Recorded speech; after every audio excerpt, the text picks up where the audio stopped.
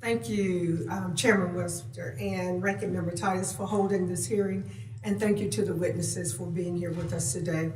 As members of this committee are well aware, prior to the passage of the bipartisan infrastructure law, there was no guaranteed source of funding for intercity passenger rail.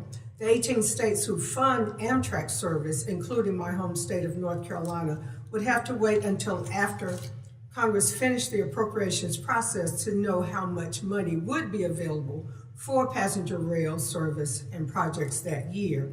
The majority completed the fiscal year 2025 appropriations process in the middle of March, halfway through this fiscal year.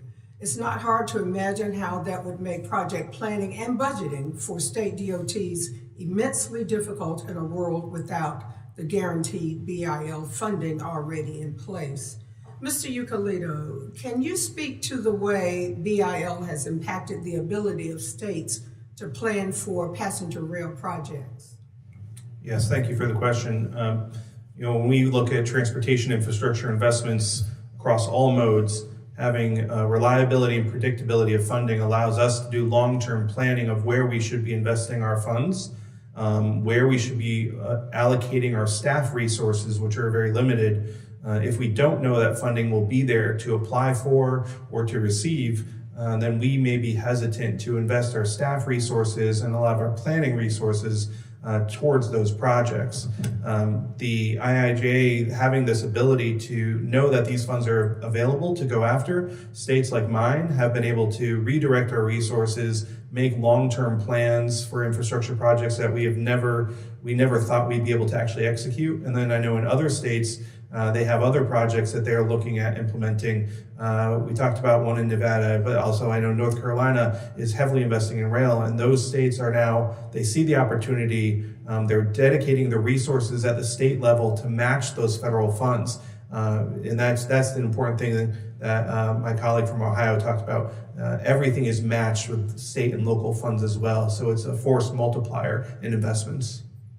Indeed. North Carolina is using a federal-state partnership for intercity passenger rail grant, the largest grant award in the history of our state, to establish the S-Line, providing a better, faster, and more efficient connection between North Carolina's rail network and Virginia's, and thereby connecting my state to the expansive Northeast Rail Corridor.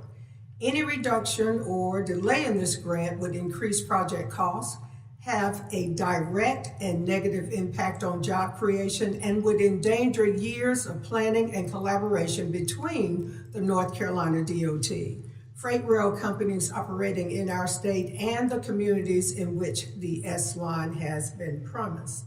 So, Mr. Euclidou, what would happen if the FRA were to suddenly reduce the size of one of those grants you and your team are currently executing? So we start a project under the assumption that the funds will be there when we need them and that the project will be funded.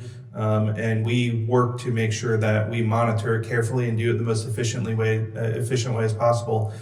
If there was a funding reduction in a rail grant or any form of grant, we would look to potentially suspend work on that project. We would have to go to our state legislature to see what we'd have to move around to supplement the loss in federal funds.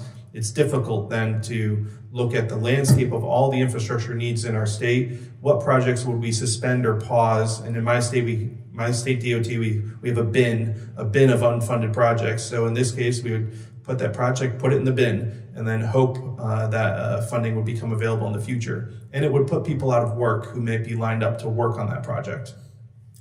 Thank you for that. And lastly, can you speak a little about how you and the Connecticut DOT are working with the US DOT to ensure that you're able to protect your state's existing grants and execute on the FRA's requirements? Thank you. The staff at FRA are fantastic professionals who have been doing amazing work trying to deliver, I think, over 500% increase in rail funding. It's been truly impressive. They're under a lot of pressure, and so we have been spending a lot of time meeting with FRA staff to work with them to try and find some efficiencies for how we can get work out the door faster and more efficiently, and try to get things moving and put shovels in the ground. Thank you, Mr. Chair. I yield.